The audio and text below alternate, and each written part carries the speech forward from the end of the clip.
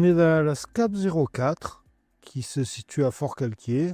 Je suis gérant, enfin co-gérant et chef de chantier, maçon. Et on fait de la maçonnerie générale, donc beaucoup de grosses œuvres, énormément de rénovations, des finitions aussi et pas mal d'ITE, d'isolation extérieure en laine de bois. On fait beaucoup de toitures, mais charpente relativement simple. Ce chantier, c'est la future mairie de Sainte-Croix-à-Loz. Il faut qu'on arrive à maintenir un peu des murs qui tombent. Le but du chantier, c'est de venir creuser sous ces murs, donc à peu près à 2 mètres dessous, et de refaire des fondations. C'est l'entreprise MUS qui va venir creuser, et nous qui consolidons derrière, et qui assurons la sécurité. C'est le plus gros défi.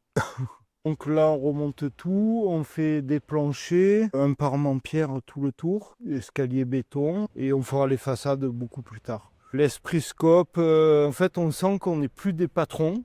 Le matin, je me lève, je me dis, je vais bosser avec des copains, on va rigoler, parce qu'on fait quand même un métier qui est très dur. Si j'avais un patron qui me crie dessus, ou si je devais, moi, tirer sur les gens, ça ne me conviendrait pas. J'ai confiance en mes associés, du coup... prise de responsabilité, elle est partagée. Voilà. Qu'on soit gérant, co-gérant, j'ai confiance aux autres.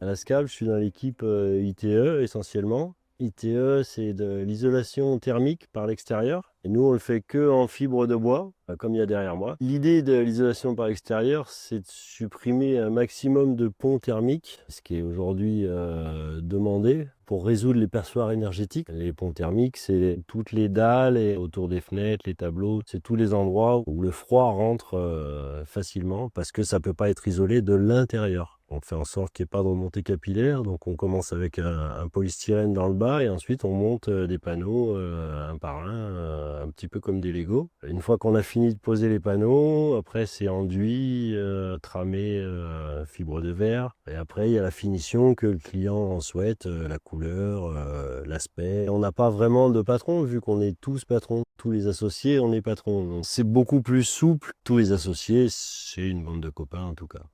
Et les autres aussi, bon, voilà.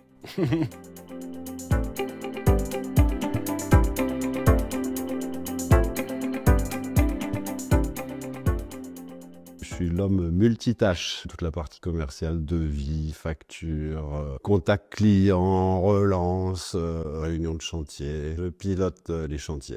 Ça fait 20 ans qu'on fait de la rénovation, donc maintenant il y a un savoir, il y a une équipe, il y a une belle équipe. On peut répondre à des beaux marchés. Il n'y a pas grand-chose qui fait peur aux équipes, donc on peut vraiment s'attaquer à tout style de rénovation. En 2004, donc on était une équipe de 10 copains à vouloir travailler ensemble. On a eu cette idée de scope, on a rencontré l'Union régionale qui nous a bien accompagnés au début, ça a duré une petite année. À partir de la 10e année, on va dire qu'il y a un noyau un peu plus solide qui s'est créé et qui est la SCAP d'aujourd'hui, quoi. On a 2 salariés qui viennent de rentrer avec une grande motivation et c'est vrai qu'on le sent là, on le sent dans toute l'équipe. Une relance de motivation même dans le statut scope. Participation au travail, au groupe, à l'engagement avec le groupe, à la rémunération aussi, collective. Il y a une part en réserve pour la scope, mais sinon le reste c'est pour les salariés. Il faut qu'on les forme au statut scope, il faut qu'ils comprennent la scope, qu'ils comprennent qu'ils vont avoir les participations, qu'ils vont toucher aux bénéfices. C'est vrai qu'on le sent sur les chantiers.